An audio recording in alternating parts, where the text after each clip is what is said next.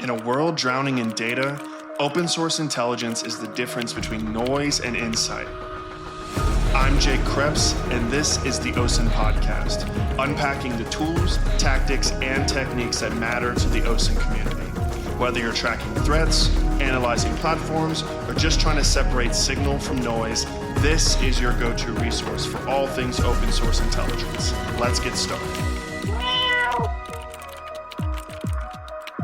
Hey everyone, and welcome to the 12th episode of the OSINT Podcast. I'm your host, Jake Creps. In today's episode, we're going to be covering issue number 93 and 94 of the OSINT Newsletter. 93 is a free issue titled Domain OSINT, It's Free Real Estate. And issue number 94 is a classic OSINT newsletter with a paid version where I discuss how I went from intelligence analyst to product manager, a question that I've been asked by my audience many times. If you want to follow along, go ahead and head on over to osintnewsletter.com and subscribe. If you go to osintnewsletter.com/93, that'll cover the free topic. And then OSINT Newsletter 94, you'll get the classic version as well as the paid opportunity as well. Also, make sure to follow us on social media. We're most prevalent on X and LinkedIn. Very easy to find just by searching the OSINT Newsletter or the OSINT Podcast. Look for the cat and you know you've arrived at the right place. So with that in mind, let's go ahead and get started. Okay, issue number 93, titled Domain OSINT, It's Free Real Estate. Go ahead and head on over if you want to read along to osintnewsletter.com/93. This issue is jam-packed with all sorts of useful resources for Domain OSINT. It talks most specifically what Domain OSINT is, why you would find yourself in that type of situation, and what type of information is available by searching within domains. It talks about registrant information, hosting providers and IP ranges, subdomains and services, email infrastructures, all sorts of information about the people or organizations that are behind a domain.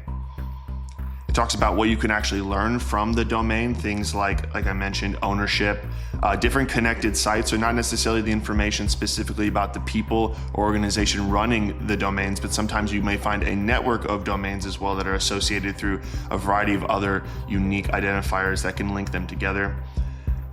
It also talks about beginner tools for Domain OSINT.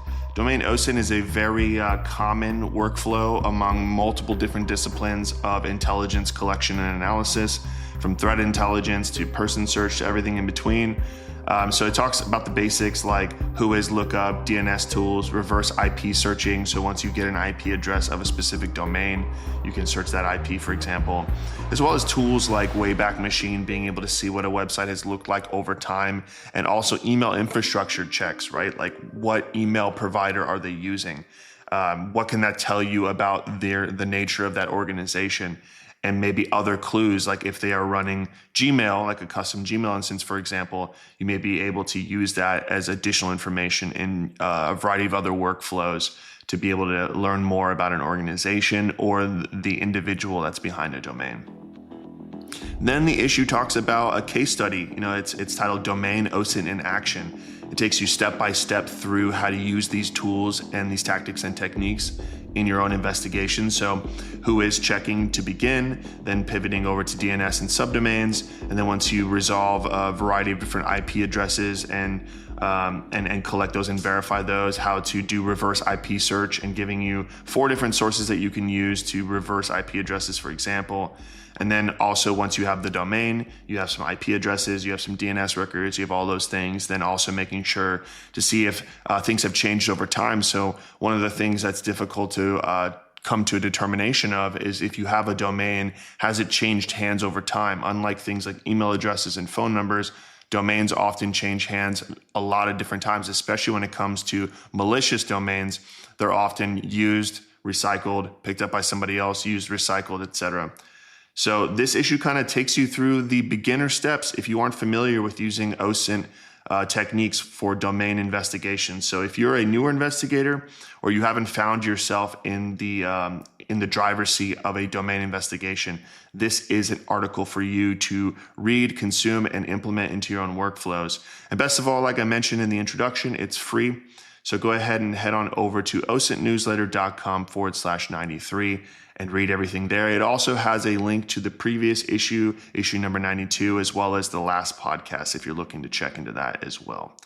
So with that in mind, let's go ahead and move on to the next topic, which is issue number 94 of the OSINT newsletter, where I will cover 6 different topics. I'll cover 3 different news articles, 3 different OSINT tools, and then I'll dig into the story behind how I went from a career intelligence analyst and moved more into the tech industry, building tools and different types of workflows as a product manager. All right, with that in mind, let's go ahead and jump right in. So the OSINT newsletter issue number 94 starts off in the news section with an article titled OSINT of Qatar.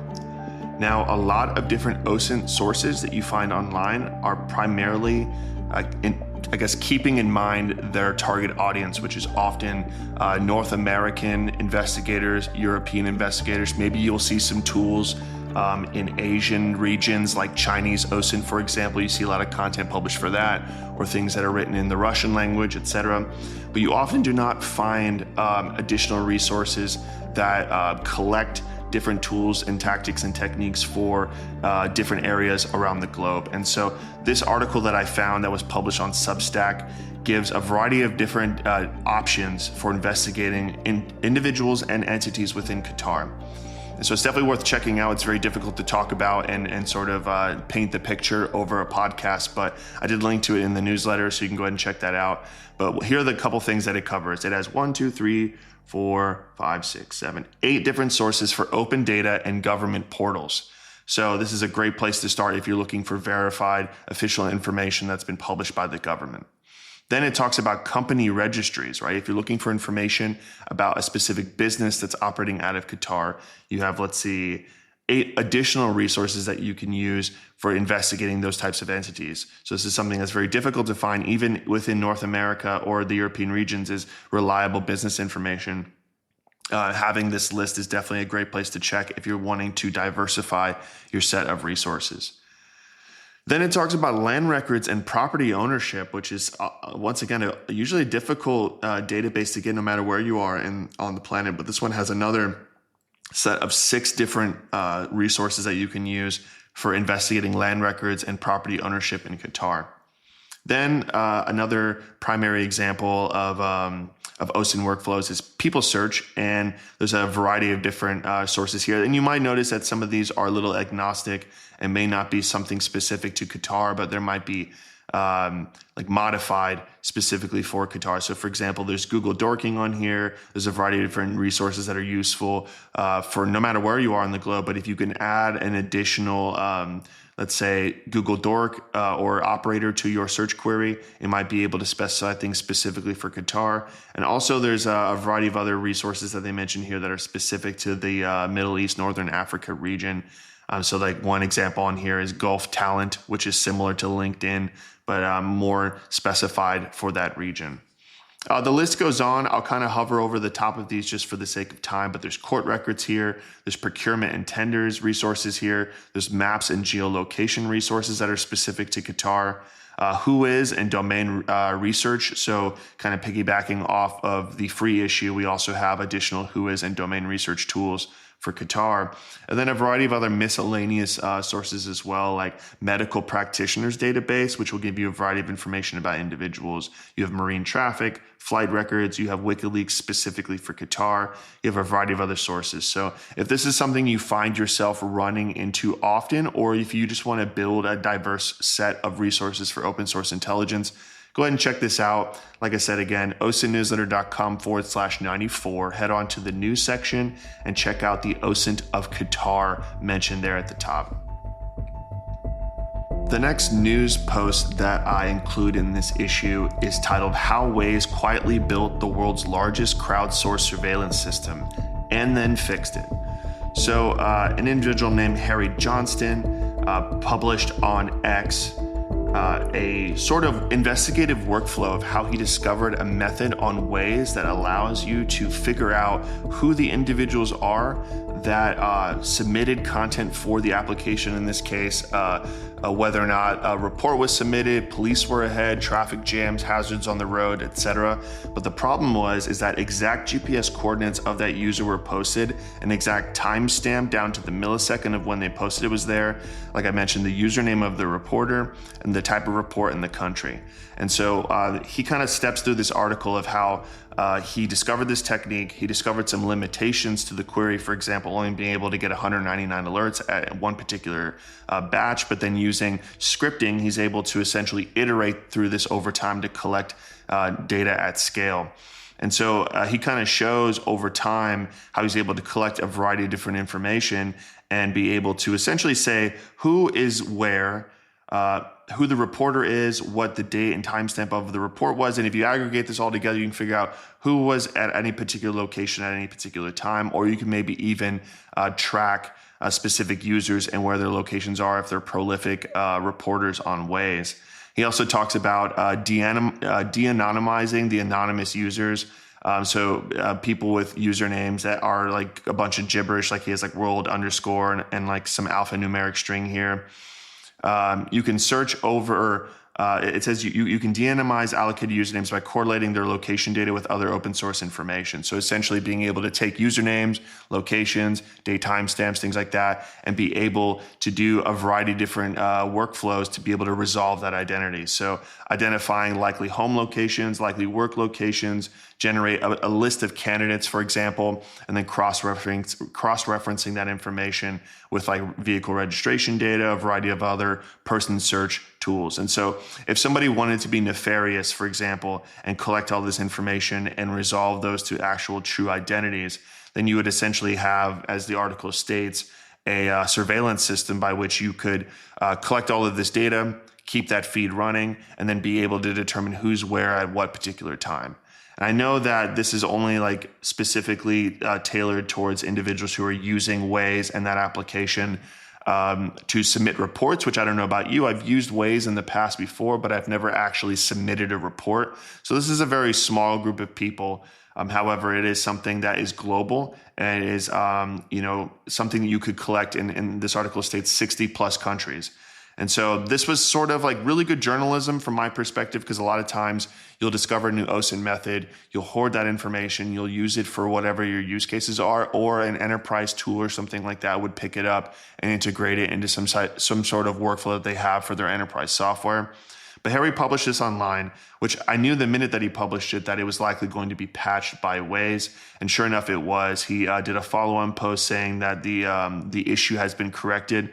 And one of the things here is that this post got 11 million views on X, 9,100 likes on X, and almost 2,500 reposts. So it was only a matter of time before the vendor saw it, patched it. And I think this is generally good, right? So some OSINT methods are really ethical to use for very specific use cases. However, if you run into an issue where there's such a huge mass of information that's available about individuals that could potentially dox them or threaten their physical security, I think it's very important for those vendors to patch those for the sake of data privacy. This is a case of good journalism with the OSINT lens in mind.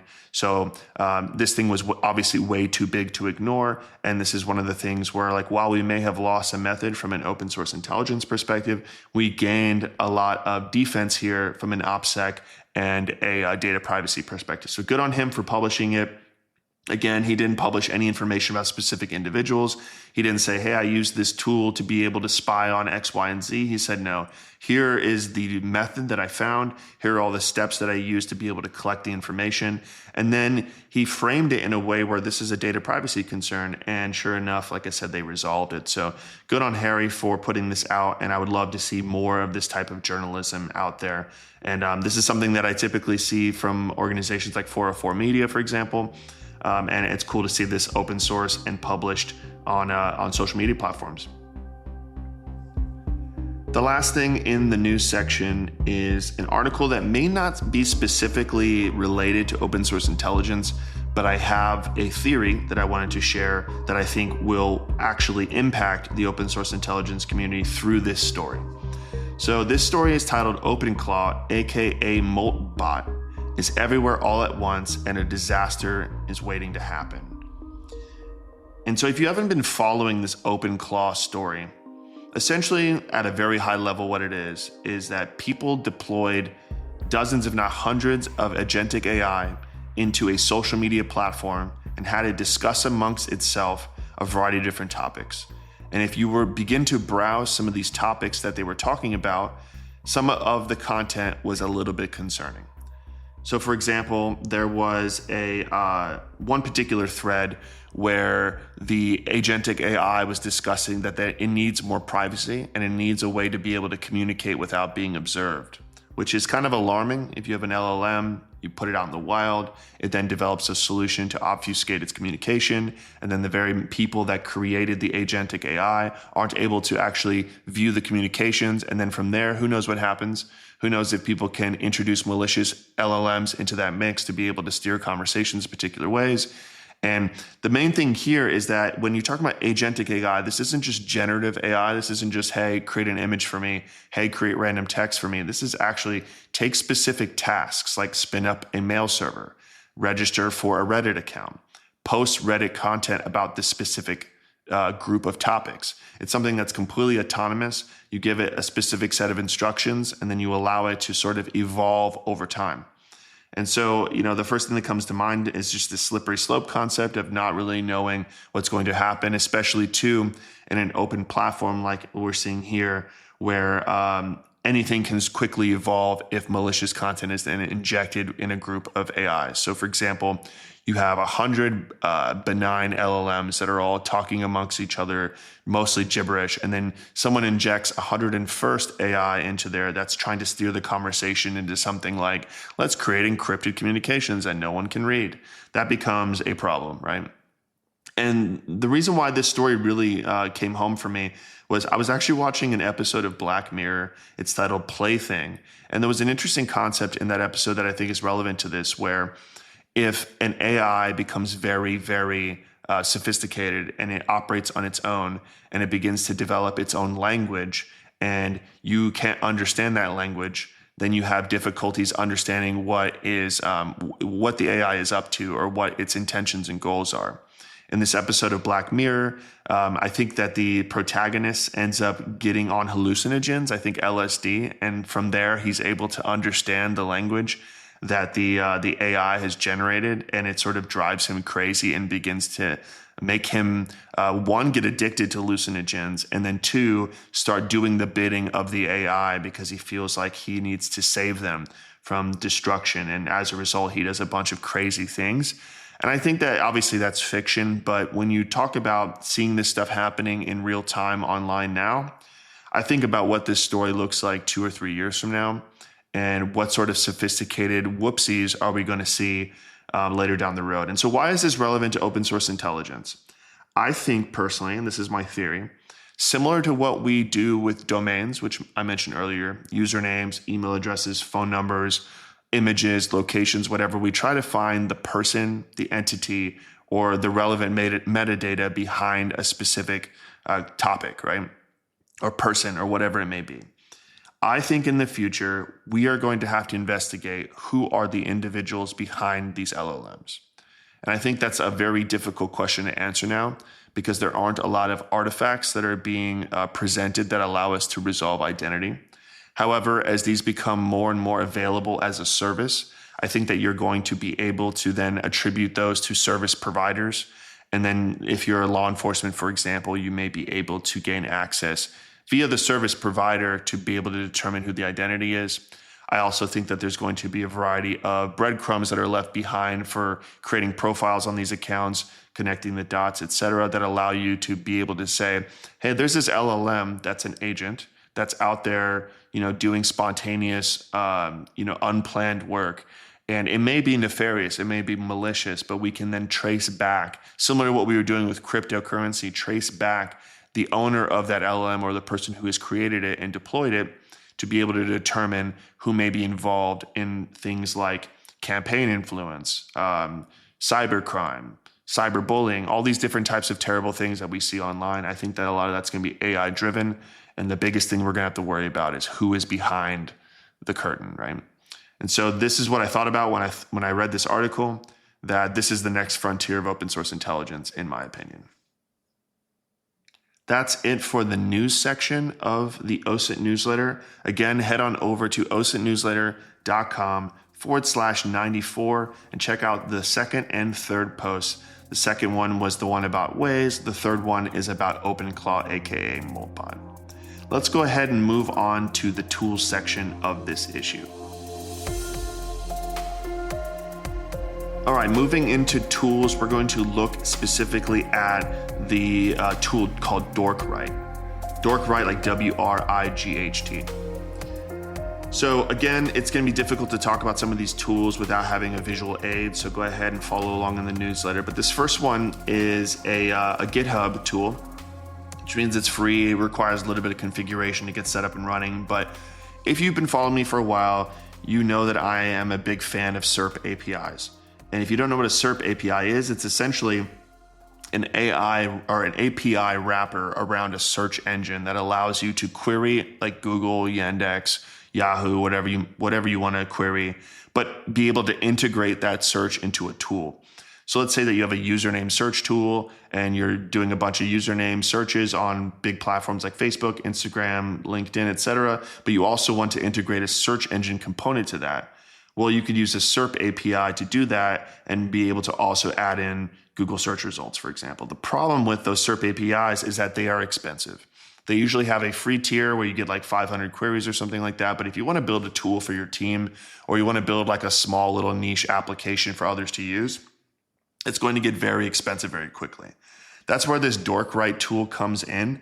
It's pretty much an open source version of a SERP API that allows you to put in Google Dorks, for example, and then get back a list of search results. And he uses this tool called Playwright for browser automation, which also includes CAPTCHA handling. So this is one of the big problems when it comes to doing searches, is that you have to defeat the CAPTCHA if you're trying to do that. And it can be very tricky if you aren't very savvy in that area. So not only are you dealing with CAPTCHA aware stuff, but you're also dealing with Cloudflare protection and a variety of other things. And so this tool sorts of aims to help you get past all that stuff all in one big package. So if you're building a tool for your team or a small niche application, or even if you're working at an enterprise environment and you want to maybe get off of a SERP API and build your own homegrown version, go ahead and check out Dorkwrite, and I think that it'll definitely help you out in that area.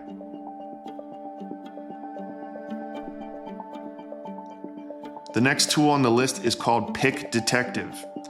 So you've heard of reverse image search tools like Google, Yandex, other tools like that. You've also probably used LLMs like ChatGPT or Grok to reverse search images as well. And you've probably also used face recognition tools like PimEyes or FaceCheck, etc. But you probably haven't used Pick Detective yet. And this is a new tool that is specifically just reverse image searching. So it's 100% free, so you don't have to get any subscription.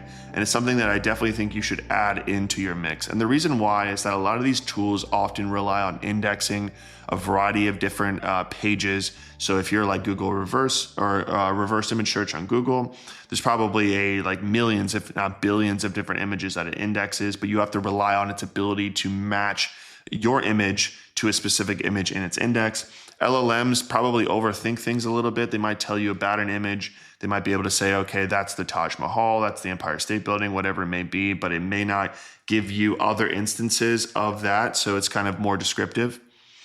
And then like PimEyes and FaceCheck, they're all kind of behind paywalls and things like that. But being able to add in another tool like Pick Detective without needing to open the wallet, I think is great.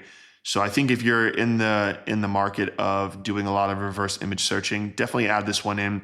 You're not going to get maybe as robust of results of Google and Yandex, but because of the way that things are indexed, they might be looking in areas of the web that others aren't, like maybe Discord servers or Telegram channels or a variety of different places that Google historically doesn't touch. And so diversifying your list of sources is always important so that you make sure that you don't skip over a specific breadcrumb, if you will, that may break open a case or allow you to pivot to additional data points. Like if you find a social media profile or maybe a shopping profile or something like that, that gives you a new location or gives you a new username that you can continue to iterate and expand your investigation on. Finally, the last tool we have on the list is a tool that I actually have mentioned in the past, but I think it's all grown up now. It's called ThinkPol, like THINK Pol, P-O-L. So if you remember, I mentioned a tool called Room 101 in the past. It was a Reddit OSINT tool. ThinkPol seems to be the more enterprise grown-up version of that. One of the reasons why I bring it up here, I don't often bring up enterprise tools or things that are behind paywalls in this issue, or in this episode, or in the podcast in general. The reason why I bring it up here in particular is that Reddit has been cracking down on their API. There used to be a variety of different tools that I use that would use an open version of the API, things like Sedit, things that would give you historic Reddit access, for example. All of those things have been slowly cracked down upon. And so when you find a good Reddit OSINT tool or just a search tool in general, you should definitely bookmark it. So I definitely think you should check ThinkPol out. I think they have a very, very agreeable lifetime access right now. It's $30 or something. But one thing to proceed with caution is that there's a likelihood that they may run into some turbulence with the Reddit API moving forward, depending on what their methods are behind the curtain. So use it, proceed with caution, keep your expectations low for the longevity of the tool. But if you find yourself searching on Reddit often and you find it tedious and you're doing a bunch of RSS feeds from different channels and you're doing a bunch of crazy MacGyver duct tape stuff for Reddit, go ahead and check out ThinkPol, run a couple searches, see if it's going to help you out or see if it's worth the money. But it's definitely something that I find myself using often, is mining data from Reddit, primarily because information from Reddit is typically moderated. So you have a variety of authentic or very high quality content on there, where you may be in a sea of AI generated or just, poor quality content on other social media groups. So go ahead and check that out. Once again, OSINTnewsletter.com/94. Scroll down to the OSINT tools section. You will find Dorkwrite, Pick Detective, and ThinkPol there. That brings us to the end of the free portion of the OSINT newsletter for this episode. Next, I'm going to be talking about what's behind the paywall, which is how I went from intelligence analyst to product manager. This is a top question that I get from my audience. Similar to the issue that I published recently about OSINT certifications, this one is definitely on the top of the list. As a quick background for those who may not have met me or aren't familiar with my background, I started off my career as an intelligence analyst in the United States Air Force. I did a variety of different things when I was in the Air Force, but I was more of a generalist. I learned a little bit about everything. I was in the all-source intelligence community, so I got an exposure to a little bit of everything. I definitely got a lot of exposure to open source intelligence in the military, but it wasn't until I got into the private sector that I really started to flex the open source intelligence portion of my resume and my experience and just generally focusing in that area. And from there, I was given an opportunity to, instead of becoming an analyst and going through those workflows, to actually build tools that analysts will use. And this issue, I kind of talk about my journey and how I made that transition, how I made that decision, and where I'm at now, and some of the lessons that I've learned, whether or not I regret the decision to go from intelligence to product manager, for example, and just some general things that I think might be helpful for people who are considering making the same transition. And so just as a quick background, I left the military, I finished up college, I got a degree that sort of augmented my intelligence experience when I was at University of Washington. I received an opportunity to work at Microsoft and stand up their virtual security operations center, which was a combination of physical security, so like Linnell equipment, things like that, fire alarms, access to physical locations. The SOC itself was monitoring those things. But we also had a global security element to it as well, where I've served an intelligence function on, where we were using open source intelligence to really monitor the entire globe. And if there was any type of incident or that's anything from like natural disasters to terrorist attacks to strikes and riots, anything that could disrupt business continuity, threaten life safety, affect travelers, brand reputation, anything like that, we would monitor the entire globe. We worked on different shifts. And if anything came up that was of significance, it was our role to notify the individuals that were in that location people that were called security advisors, regional security advisors, and they would be able to take necessary actions accordingly. So if we saw like a massive riot that was 2 blocks down from a Microsoft location in Bangladesh, for example, we would be able to notify the local people to say, hey, we're seeing this stuff start to happen. We have a location of it. We know exactly where it's at. And we think it may impact business operations. So we want to give you all the information that you need to be able to make the appropriate decision.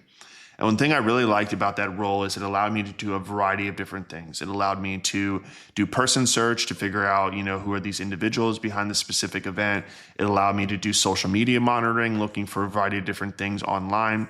It helped me with geolocation, chronolocation, and things like that. If we're seeing images of things, figuring out if they're real, if they're fake, figuring out where they are, how close that is to a specific site and location, and then integrating as many of those different workflows as we can into a streamlined process to make it a lot easier to monitor these events over time and get data-rich information while filtering out a bunch of noise and junk.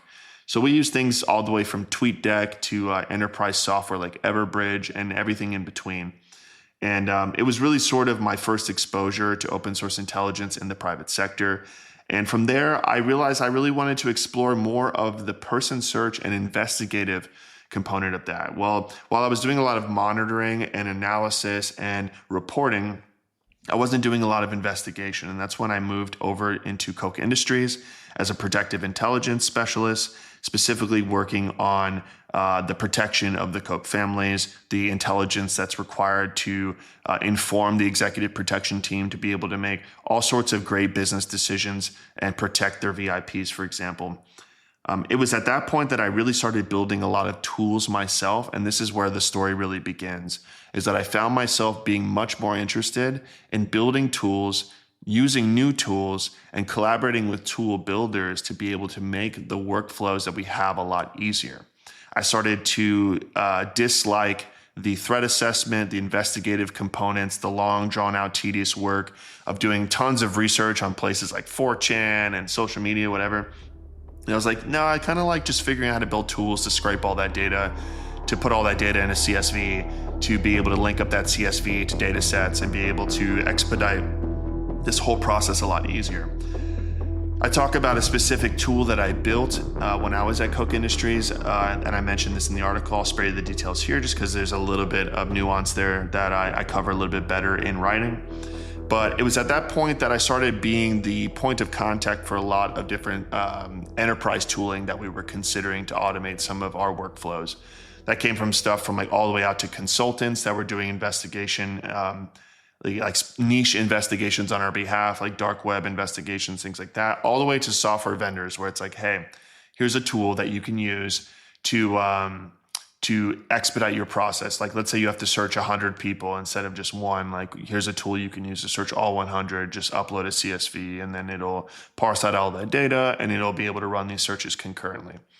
One of the tools that we piloted was called Scope Now, and it was a really impressive tool, especially at the time. There was a lot more openness with social media profiles. There was a lot of coveted different email and phone number and different investigations. And there was also just like, it was difficult to, and I guess maybe not difficult, but I was newer to the industry to better understand how you can get access to things like TLOXP and Clear and Accurate and all these different things. And so Scope Now was like this really sophisticated aggregator of all of this data. Not only did it pull all the data together, it had a logic engine behind it that sort of made sense of the data and to make sure that you're only getting high quality results and eliminating false positives as much as we possibly can. Long story short, we did the trial. We didn't move forward with it. We had budget constraints or something like that. But then I started talking with the folks at Scope Now. They had an opportunity to come in as a product manager. I was really interested because at the time I was very, very, very interested in building tools myself. I was very much a novice at Python. This was way before LLMs and vibe coding and all of that. And so I built a couple tools myself, but I was mostly just testing other people's tools, doing write-ups of those tools and making recommendations and things like that. So I was like, that sounds like an awesome opportunity. I always had wanted to get into tech, but the problem was at the time I lived in Wichita, Kansas, and Scope Now was based out of New York.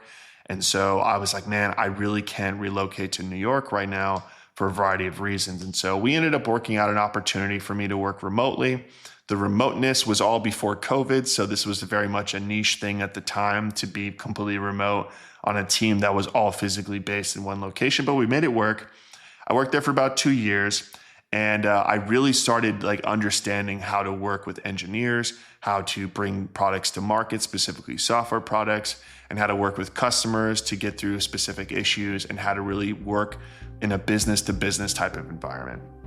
And what I found out is I really actually enjoyed it. I enjoyed it a lot better than investigative and analysis work, primarily because when I was back in that line of work, you never really got to choose what you investigated. You never got to choose what you were doing analysis on. You were sort of fed a variety of mundane topics, and you were forced to put together ridiculous threat assessments sometimes, especially in the line of work that I was in, where you would do a threat assessment on someone traveling to a luxury resort. Somewhere that there's not a threat anywhere to be found. And so those are the types of things that sort of led me in that direction. And I didn't stay at ScopeNow long. I was there for about 2 years. At the time that I left ScopeNow, and I talk about this a little bit more in the article, I was more focused on trying to get into more technical intelligence. I really saw that there was a greater opportunity in my interest for collection and analysis from a tooling perspective when I started looking at things like vulnerabilities and malware and IOCs and things like that. So I decided to make the move to Flashpoint. Also, as a product manager, I was working in the managed intelligence space at Flashpoint. I quickly pivoted over to vulnerability intelligence. And that's, I think, where I really found my footing in the industry that I'm at right now. But one of the cool things about this, and this is what I mentioned a lot in the article and kind of how I made the transition, is that I spent about 10-ish years in the intelligence community. And that experience still to this day has not only added credibility for me in the product management space, but it's also helped me do my job, because I talk about something in this article called being customer zero and what that means. And it's a lot of times you go to organizations, they're building tools for specific customers, but they've never been those customers themselves, right? They saw an opportunity, they're creating a solution to solve that problem, but they have never been an intelligence analyst, right? The intelligence community is very small. And it's not often that you run into people in the street that were in the IC. And so you being in the intelligence community, and I'm assuming that you are if you're listening to this, or in the law enforcement space or something like that, that's incredibly helpful, because you'll be able to intimately understand the problems that these customers go through and actually create really good solutions that will solve their problems, instead of guessing and checking or having to rely on constantly asking them for the ideal solution. And so that's one of the things that I wanted to call out specifically here, is whether I was at ScopeNow, whether I was at Flashpoint, or whether I'm at Dragos now, my background as an intelligence analyst has been really helpful. And it's not just the overarching intelligence analysis experience. It's also I worked in a SOC. That's incredibly useful. I worked at a very small intelligence unit doing investigations. That's really helpful. I was in the Department of Defense in the military, so I understand all of the constraints and nuances of trying to operate in there. That's really helpful as well. All of these things that don't seem to be very related to being a product manager are actually incredibly relevant if you try to become a PM, product manager, in the right industry. And so, as an example, if I work in the cybersecurity space now, if I try to get into the video gaming space, or I try to get into the cryptocurrency space or something like that, I probably wouldn't be as ideal of a candidate, even though I have 7, 8-ish years of product management experience now. It's mostly that I have this unique perspective in the industry that makes it so relevant. And so if you are thinking about transitioning from an intelligence analyst to product management, I encourage you to do it if you are somebody who likes to build tools, likes to work with engineers, likes to create solutions, you sort of get a dopamine rush when you see something that you've built come to life and work. And then most importantly, when you share that with people online, you get the good feedback and the negative feedback, and it motivates you to make it better, to improve it dramatically. If you find yourself in one of those situations, I encourage you to definitely explore it. If you're somebody who's hey, I really like deep research. I like kind of going into my cube, doing 8 hours of research, distilling that into a threat, like a threat assessment, for example, or any type of intelligence report. Maybe you shouldn't consider it. But I know that me specifically, I was definitely very interested in tool building. I was very early on, I was influenced by people like Steve McAuliffe, who built Spiderfoot, for example. I was very inspired by that. Justin Seitz built Hunchley. I was very inspired by him as well. I definitely knew that was the path that I wanted to take. I thought that I may have wanted to be a little bit more entrepreneurial and build my own tools, but what I learned from my experience in product management was actually like working with the team to bring things to life. But I didn't really like the sales and marketing and go-to-market stuff that you typically have to do as an entrepreneur. So these are also lessons that I learned along the way that I think are really relevant, especially if when you think of building tools, you're like, I got to build my own, I got to bring it to market, I got to do all this stuff. Maybe not. Maybe you can just become a product manager at an existing company and still get all of the fulfillment that you're looking for. And so I talk about that in this article. I kind of talk about the journey, how I went from the military to the private sector to tech. I also talk about imposter syndrome and how I considered briefly going back into the intelligence community, because I was like, a lot of my identity is wrapped up in being an intelligence analyst. I don't think that if I spend too much time away from the intelligence community, it's going to be really hard for me to get back into it. So I also talk about how I dabbled in the return for a long time, especially when things were getting a little bit weird in the tech industry, like during COVID, during the layoffs post-COVID, during this big AI push. And so I talk a little bit about that and how I ultimately decided, there's ways for me to continue to contribute within the intelligence community that don't rely on me specifically being employed in the intelligence community. So I mentioned things in previous posts about this too, where you can volunteer, you can do TraceLab CTFs, you can build your own tools and publish them online, you can start newsletters, you can assist private investigators in their investigations. You can do all of these things without being specifically employed as an intelligence analyst. And that's the path that I chose to take instead. Another thing that I mentioned here that I think might be interesting as well is other people that have sort of followed in the same footsteps as me. I know that my instance is kind of pretty unique, where I go from intelligence to product, but I'm not the only person who's done it or done something similar. So another person that made that transition is Dmitry Danilov, also known as, I have no idea how to pronounce this, so I'm just going to spell it, Soxoj. You might be familiar with some of his work that he's done with open source tools like Magrit, which I think, Magrit, I don't know how to pronounce it, but it's similar to Sherlock, for example, a username search tool, as well as a variety of other tools that I've mentioned on the newsletter and the podcast before. He's now the chief product officer at SocialLinks. So he made the same transition as me from an intelligence practitioner over to product management. Nico Deakins is another person who has a background in intelligence that moved into the tech space, albeit not into product management, but still similarly. And I've worked with people that work in an intelligence capacity in the private sector, especially at a software vendor as well. As even though it may not be specific to a product like an API or a search engine or anything like that, intelligence contributes to the product in a similar way. And I suspect that he is looking at investigating new methods, maybe building out a different service providing things like threat reports and things that are associated with the software itself. And so he's followed a similar path as well. And I think that it's not uncommon nowadays, especially as you see more and more of these vendors appear. Tools like GeoSpy sort of came out of nowhere, for example. So that's another great place where they're probably going to be looking for OSINT practitioners at some point to help make the product better. And so these are all things that I mentioned. And I think that if you're asking yourself the question, hey, should I get into product management? Should I make that transition from OSINT into product management? I definitely think that you should consider it. But I think that you should be very candid with what your aptitude is, with what your goals are, what makes you really excited about intelligence, what makes you not excited about intelligence. And another thing that I would also mention as well is that it's not just that you're customer zero and that you're understanding the problems behind some of the software that's being created. It's the skills of open source intelligence itself that makes it really important inside of product management too. Because you're going to be doing a lot of information collection about your audience, your customers, the market, the industry. You're going to do a lot of OSINT collection there as well. You're going to have internal data sets that you're going to be asked to mine for insights.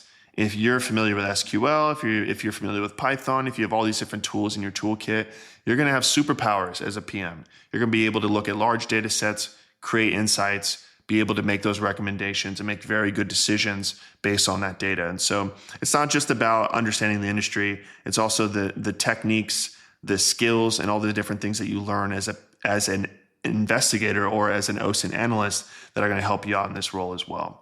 So I definitely recommend checking it out. Like I said, you have to upgrade to a paid subscription, get beyond the paywall. However, as mentioned in the certifications episode, is that you can start off by $8 a month, which is like a venti Starbucks. You can read the entire archive for a month for the cost of a venti Starbucks.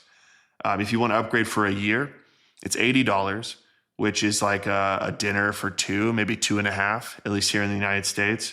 And you get access for an entire year. Some of these certifications that are sort of canned material that you can find for free online, they charge upwards of $8,000, between like $2,000 and $8,000 for a certification. So if you're considering upgrading or trying to pay for something that's going to help you increase your skill set as an OSINT analyst, or if you want to make that transition to PM, I think this is a great opportunity, especially for such a low amount of money to be able to get access to the whole archive.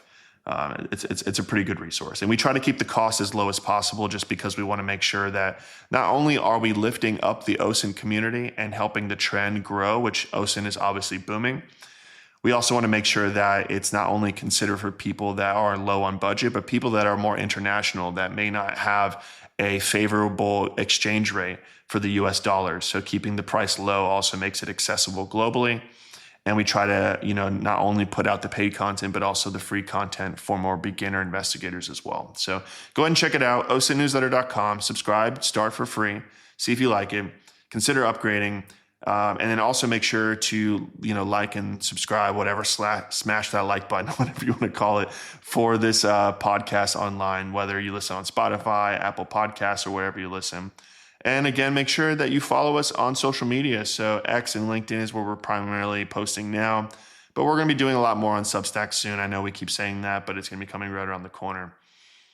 And that's all for this episode of the podcast. So if you have any feedback, anything, or if you have any questions about being a PM, for example, feel free to reach out. I am incredibly terrible at responding on social media just because I think I have like 200 LinkedIn requests that are still pending and like a ton of messages, and I haven't even logged into X, I think, in weeks. So just reach out via email. It's a little bit more filtered there. So Jake at osint.news. So Jake at osint.news is the email. So reach out to me there. I'm more than happy to answer any questions. I think that's going to be the best place for you to reach me. So I'll see everybody in 2 weeks where we'll cover the next 2 issues of the OSINT Newsletter, issue number 95 and 96. See you then.